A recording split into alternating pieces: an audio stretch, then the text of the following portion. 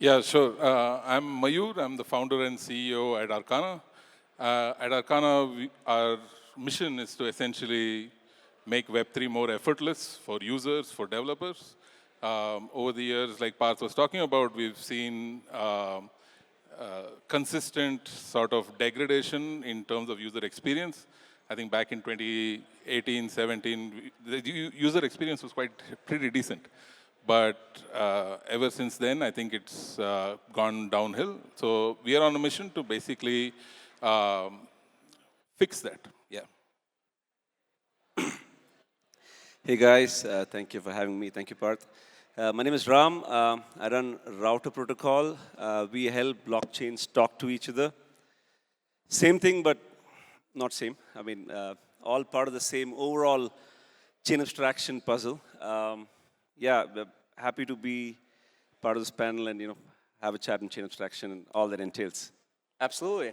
No, I mean, I was personally looking forward to this because out in the American market, CA started off with the guys at Frontier Labs. That's how like the whole sort of vertical picked up. But super excited to like talk about this here in the Asian market as well. Now there's like a lot of teams that are fixing real problems, and CA is one of them. So we'd love to understand like from that way, what problems did we have before? Like obviously there's a few, there's people here that know what it solves, but would love to sort of shed some light as to why a chain abstraction should exist, what problems did we have and still have today, and then we can talk about what is chain abstraction.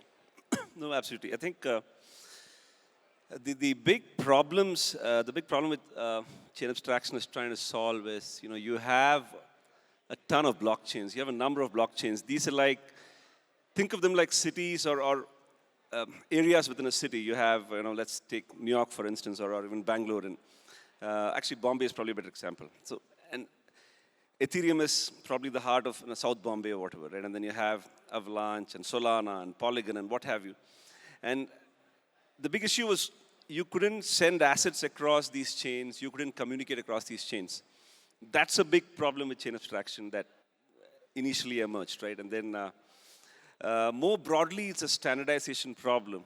Imagine you have a car and you have an engine, and each engine is different, obviously, but then each car has a specific set of steering wheels and shift stick or gear or what have you, and there's no standardization. And that's exactly what happened in the automobile industry. If you go back 100 years, right, there'll be cars that you would have to sort of go to the front and crank it up. There'd be a car, maybe you have to jump on the bonnet a few times, I don't know. So there's no standardization. And then something happened, and then all cars became, there's a bonnet, all the beautiful V6, V8 engine specifics are under the hood. If you're a gearhead, you can open up the hood and see that. But otherwise, you just get in and, start the ignition and you start driving. Broadly, all the complexities under the hood, right? And then you saw that in software as well before 2003, 2004. As a developer, you had to develop for the Unix stack, the Solaris stack, the Apple stack, the Microsoft stack. You had a very fragmented experience both as a developer and as an end user. And what solved that was Web3, the cloud. And once the cloud happened as a developer, you just solve for how to deploy your application on the cloud. And as an end user, all you need is a Google Doc link or a Drive link or whatever for the most part, or you have a nice DApp on your Android or your app on your Android or your iPhone, and all the complexities under the hood. So in a long-winded way, where I'm going with this is, you're effectively trying to do that with Web3. You're sort of trying to simplify the experience for the average Web2 user who just wants to come in and use a dApp that has Web3 under the hood. Does that sort of summarize? I love it. I love it. Yeah, the Web2 aspect that I particularly want to sort of touch base on is what you said about these Web2 applications, right? If you were to put an analogy onto it, it's like, hey, if you have Facebook on your phone, on your Apple, and also on Android, in Web3 today, these guys are disconnected. right? In Web 2, we don't think what device you're on, what operating system you use. And that's the problem with Web 3. But would love to hear your thoughts. Yeah, I think just very simply put for a Web3 audience here, we all, probably most of us have a wallet, and with this wallet we basically use this wallet to interact with different applications, probably buying a lot of meme coins right now, and these meme coins happen to be on Base, Ethereum, Solana, of course, and all of these different places. And you're using all of these different assets on these different chains. What that means is you're left with a wallet and a wallet address that ends up having these amounts on all these different chains. And to be able to kind of spend these amounts, you basically need to go end up using a bridge. And for anyone who's used a bridge will probably agree with this, that no user wants to bridge, but they need to bridge in order to kind of make this work. And now we're very firmly in the multi-chain arc, where we're only going to have more and more chains, more and more apps built on these chains, and even more fragmentation of the money that I have in my wallet across all these chains. So chain abstraction is basically here to solve for that, where you just hide away the chains and let users use these apps. That's it. You spend wherever you want, irrespective of where your funds are. It should just happen seamlessly for you in the background with the right set of trade-offs, so the users are protected. But as long as that's the case, you can easily 10x the user experience simply by hiding these chains away. So that's what we are here to do. Yeah, it's as everybody in the CA space said, just use apps. Do not worry about what's happening under the hood. But one like very interesting and spicy topic that I sort of had like some bias towards when essentially Frontier Research came out with their CA paper and stuff was the fact that there were so many stacks involved. Why are here like 3 companies working on the same chain abstraction thing? So, I mean, there's definitely a lot of devs here, but would love for people to also understand as to why does chain abstraction as a vertical need multiple layers? Like, you guys are more so, under the hood, right? You guys touch the user. Users use you, and inherently they end up using router. Would love for you guys to also like shed a light on, the major layers that we see in chain abstraction. What sort of facilitates chain abstraction? What are the parts of the vertical? And then we can start talking about, what are the interesting things that we've seen be done with chain abstraction. There's a lot of stuff around meme coins and trading, but yeah, would love to understand.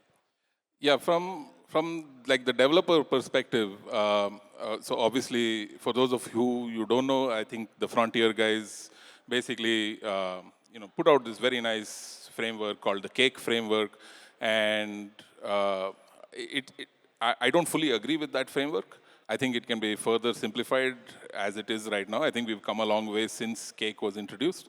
But fundamentally what you have is the account layer. Basically, I'm the user, there's my wallet, and there's liquidity that's fragmented in my wallet. And then you have some sort of like orchestration layer that knows that all of this liquidity sits on these different chains and is able to help me see a unified balance across all these different chains. So I have, let's say, USDC on Arbitrum, Base, Optimism, 10 each. But this orchestration layer is now going to help show me that I have 30 USDC I can spend on, say, Ethereum. And then, of course, you have like the settlement layer, which basically, the best way to kind of think about it is you now have these funds on, say, these 3 chains, but want to spend it on Ethereum. So how do you make this happen? And ideally, you should make this happen without involving a bridge, because then I would have to wait for 3 bridge transactions, right? So I have to send money over from Arbitrum, Optimism, Base to Ethereum, and then be able to do. So the settlement layer, essentially, its job is to kind of say, I will accept funds on any of these chains, and I will give this user the funds they need on Ethereum for a fee. And if you basically have these three layers sort of taken care of, then you're primed to be able to kind of provide this experience to users. You can further sort of like make some minor detail changes and be able to provide this to developers. But fundamentally, I think we are at this point right now where if we want like mass adoption to really happen, mass adoption is a meme right now. But if we want that to happen, then these three things need to work and work well. And there are people who focus on all three as part of one protocol. I think that's the case with probably both of us. And there are others who focus on just the settlement layer, just the orchestration layer, just the accounts layer. And there are a few more layers that you can start to layer in, but I don't think that's a lot of detail for now. But yeah. Yep. No, that's a very good sort of answer to sum it up, because like back when this vertical started, and just to put like some numbers out there, I mean like this year the whole chain abstraction vertical has like what 750% mind share over year over year, and it started off very tricky. We had a lot of like developers coming to us and we're like, what's going on here? But that sums it up very well. In terms of solvers in chain abstraction, so CA, in my personal sort of sort of thesis, or from what I understand, or what users understand, is that hey, I have money on whatever chain, right?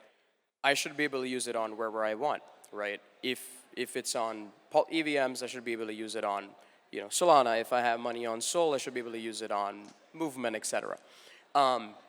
Solvers play a big part of that. Our infrastructure, you guys are in there.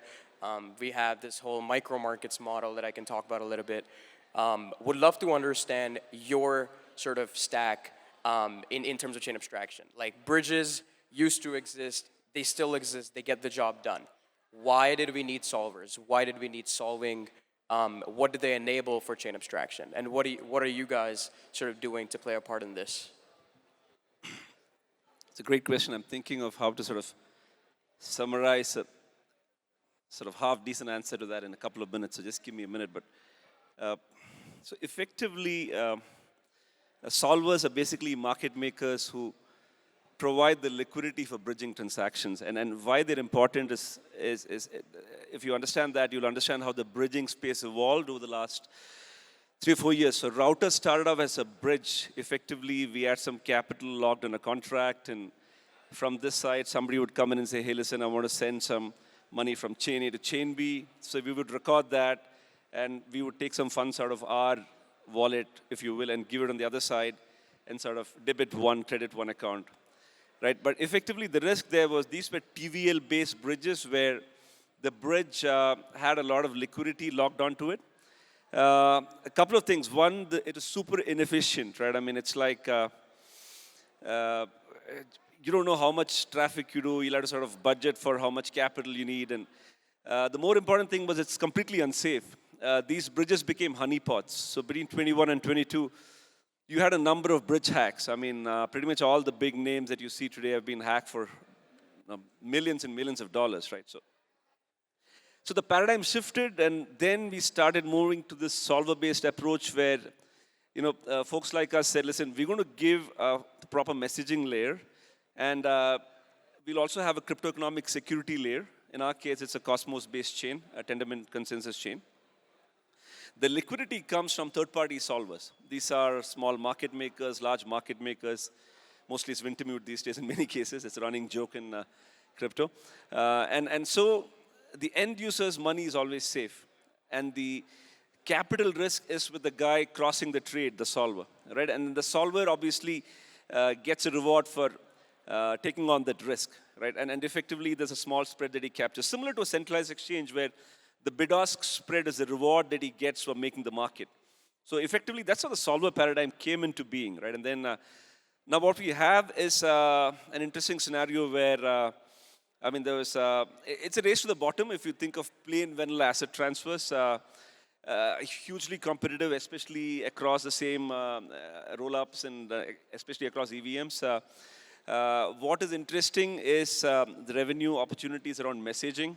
And the solver space is evolving furiously. I mean, there are a lot of interesting ways to aggregate capital, secure it, incentivize aggregation, incentivize deployment. I actually think, in a few years, it's going to be like, people are going to get paid to bridge.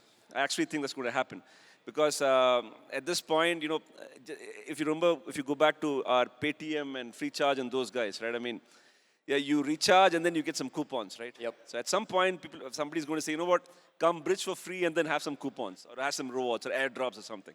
I mean, and that's the way it should be. It's a race to the bottom as far as plain vanilla bridging is concerned. Yeah. Yep. I like to call like bridging trad DeFi, traditional DeFi. I sort of call them that personally. Like solvers right now, they've done so much for the industry that bridges technically had a lot of limitations, right?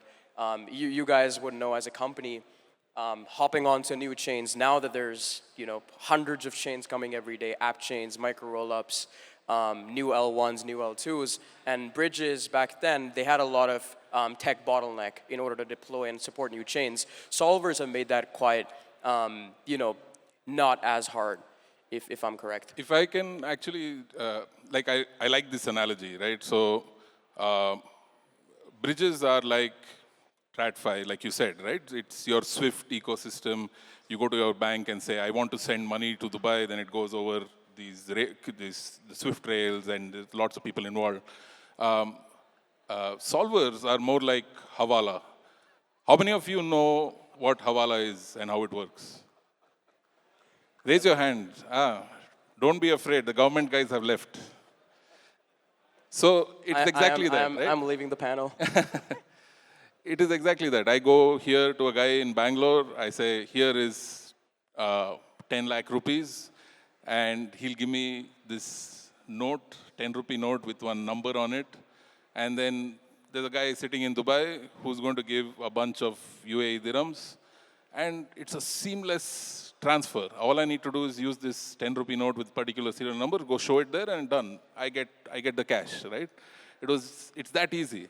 And now if you look at the TransferWises of the world, they basically essentially use this sort of a system where I go deposit at a local bank. The local bank will then tell Wise. Wise tells the guy in the US that, some other local bank there, they release the funds. So that's what solvers do. And if you can think about it, irrespective of the legality or illegality of Hawala, it's a super efficient network. And that's what we're trying to essentially mimic. No, absolutely, absolutely. I hope you get home safe, though, man. I will say, though, that the biggest Hawala then are the international banks. I mean, they're legalized Hawala with the sanction of the governments, right? I mean, at the end of the day, if you're being reductive, even the banks are Hawala. If you think about it, rebalancing is Hawala. Fair point. If you think about it. Next question. Next question. we better. We're just going to go straight home after this, just lock our doors. But okay, now that there's like devs here, what are like some of the most insane, interesting use cases that you guys have seen? Like obviously in the the Web3 space, for people definitely know of like AI crypto. People know of AI 16Z, Eliza, this and that. Chain abstraction, personally, it's a very new vertical, right? The tech just came out. There's been people working on it for a year and a half. Our team's been working on it for like 2 years now. You guys have been fairly, old in the space as well.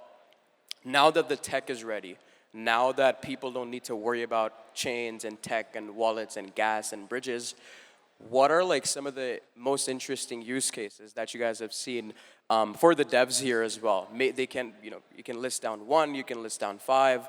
I just essentially want the chain abstraction space to grow in a way where there's end developers coming in. Right now, us, Tria as a company, we do native chain abstraction for Arbitrum Orbit, for Movement, Polygon, etc. But at the same time, our sort of touch points are with these chains, because what we sort of allow for these chains is, hey, if half of this room is Solana users, I am Polygon. I can get these guys to use Polygon now instead of bridging, instead of gas, all that. So I personally have seen ecosystem-specific use cases. You guys work direct to, right in front of users. You guys are closest to the order flow. what are some of the interesting use cases that you guys have seen around with CA? I actually, I'm not, at Arcana, we don't really think about like these brand new innovative use cases. It's like, how do we make sure the existing stuff gets more adoption, right? Needs to. Yeah, so we have a bunch of people in crypto doing lending, borrowing, using DEXs, participating in sales on launch pads, a whole bunch of primarily DeFi things, right? DeFi is probably the only thing that has real PMF in crypto. But the amount of new people coming in is down to a trickle right now. So how do we get this moving, right? And so what we're liking is basically like an idea of, let's say, now we are supposedly entering a bull market, 100K BTC, and there's going to be a lot of projects that are going to launch. We'll probably see, public sales, ICOs come back, and all of the sorts of things. And let's say, Ram here, a very dear friend of mine, he comes and says, hey, this project is launching. Why don't you go and buy on public sale? And I'm like, oh, great. Where are they launching? And he's like, it's on Arbitrum. And I have no funds on Arbitrum. And now I have to, and this sale is ending very soon. And what do I do? So, I go to this launch pad, but what if I could just spend my funds wherever I had it, right? Launch pads. Same thing with meme coins. Ram again gives me all this alpha on this brand new Solana meme coin. I have no soul, right? Soul as in the token, but I have ETH. What if I could just spend it instantly without needing to go bridge before the market cap of this meme coin just shoots up, right? So these are the sorts of things that we want to see. DEXs, your lending, borrowing, all the boring stuff become more interesting. Start seeing new liquidity, start seeing additional liquidity. That's the stuff that we want to enable today, because I think that's the only real pragmatic 0-to-1 play for chain abstraction. Of course, there are many wild ideas of what will be possible, but yeah, this is what interests us at the moment. Yeah, no, I personally agree with that whole meme coin stuff, right? The other night, there was a meme coin on Base. I don't have Base. I don't have assets on Base, and I was like, shit, I'm not gonna bother. In Web2 terms, it's more so like, hey, you want to go to a store to buy, I don't know, whatever, some food, and the store asks you, hey man, like, go to your bank, convert currency over to a currency that my store supports, something like that. A lot of things didn't make sense.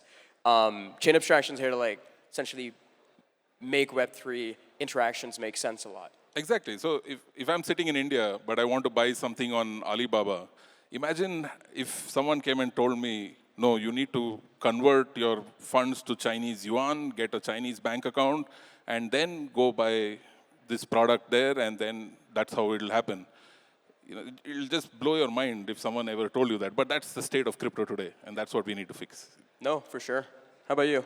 No, I agree. I think DeFi is the one with the biggest PMF in crypto. Undoubtedly, I think I'll highlight a couple of products that was built using the router. We launched something called the CCIF, the Cross-Chain Intents Framework, a year ago. And there's one interesting product, a couple of them. So I'll start with something called Stakeys, right? So Stakeys was super interesting because when the Eigen meta came out, everybody wanted to sort of go stake their ETH and be eligible for the Eigen airdrop, right? And then to do that, you had to sort of go to Lido or Stader, either buy ETH or stake your ETH, get your staked ETH, and then go to one of these Renzo or Kelp or EtherFi. 5-step process, 25 minutes, it would take up anything between $100 to $200, right? So we built this product called Stakeys using the router framework, and that sort of highlights something that we're working on. It's about the cross-chain composability or pseudo-atomicity.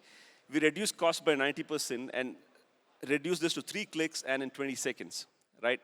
Hugely popular. Yeah. And then we used that framework. We partnered with Stakestone and enabled deposits into Scroll.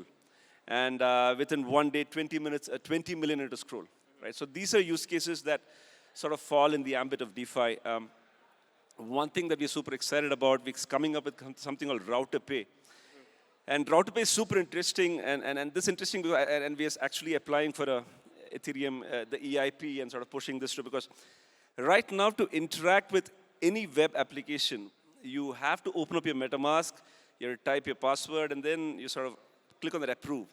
And 70 to 80% of hacks happen when you approve the wrong shit, right? Typically, hackers sort of spoof a website, and then you approve, can I transfer all your wealth and family jewels into my wallet? And then, yeah, you're sleepy, 12 in the night, yes, yes, yes.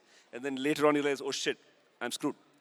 But then we sort of have a solution with Router where you just scan your QR, it's a QR code, you just scan from your wallet, Trust Wallet or whatever, and then the message and the asset amount gets done. So you don't need to open up your MetaMask, nothing. So it's mobile first. It's mobile first, exactly. But it's beautiful, and I think that's going to be a game changer.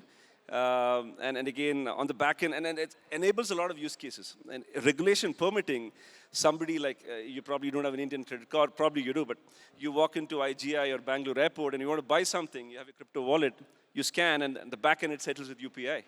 And whatever assets, you have Solana, you have Mooding, you have whatever, Whiff with that or whatever, right? And you can use that to buy a cappuccino or a... I love that. I love that. I love that. So I think that's where we're going. And I think we'll get there. Things happen slowly, and then suddenly, boom, it's changed dramatically. Yeah, I think we were speaking with somebody at Square, the payment process, the POS guys, POS guys, and they were looking into something like that as well. It's definitely coming. Like, there's crypto cards. People are using crypto cards. But if you let me go to Starbucks and use my MetaMask things to buy coffee, I'd be super happy. In terms of, I think we have like 2 minutes left. In terms, just to wrap this up, where do people begin integrating chain abstraction, learning about chain abstraction for the devs here, for the builders here? What would be your like one-stop shop? I mean, like, all three of us are like chronically like on Twitter, so our accounts would be cool. But where do you think people start learning chain abstraction? And yeah, I think just best resources for the people here. I mean, for us, it's docs.routerprotocol.com, or you can hit me up on Twitter, cryptoman_ram, or we are pretty active TG. It's very happy when token price goes up. It's not very happy when token price goes down, as you can imagine. But Discord is pretty active. Yeah, a lot of channels, but primarily it's docs.routerprotocol.com. And we do a lot of hackathons. We did one this last weekend. A lot of interesting use cases came out of that. So yeah, just hit us up. Happy to sort of help and engage and take the space forward. Oh yeah. Yeah. At Arcana, we actually put together this almost like this knowledge base called Abstracted Academy. You guys can just Google it. It's called Abstracted Academy Arcana. If you just Google that, you should be able to find it, or head to our website, arcana.network. So we basically put together a bunch of interesting articles about everything from what chain abstraction is, what the problems it solves, what are the different approaches, who are the players, how do they differ, the full deal. You can find it there, and that's a great place to get a primer. I think there are a couple of other guys who've done a fantastic, I think the guys at Particle Network have done a great job of also putting together a bunch of information. But you can head there, but if you want to start building already, you can reach out to me, to my team at Arcana Network. We'll give you early access to our SDK, which actually launches in private beta next week. You guys can get started with it right away. Yeah. Hell yeah, dude. Excited for you, man. That's great. For us, head to our Twitter, probably use Tria. I'm more so, I do like long tech threads around CA. Parth BL is my Twitter, or tria.so is our website. There's, it's pretty low key right now, but we're gonna have more stuff like you guys. But yeah, I think this has been a great talk. I'm glad to see like more chain abstraction here in Asia. Like it's, and I particularly think like I was in Bangkok, and over there, like there's been really smart builders building these micro apps that you're like, shit, these apps are actually really good. But at the same time, when you try and go use them, you're like, oh man, like I'm not gonna sign 5 transactions. I'm not gonna do this and that.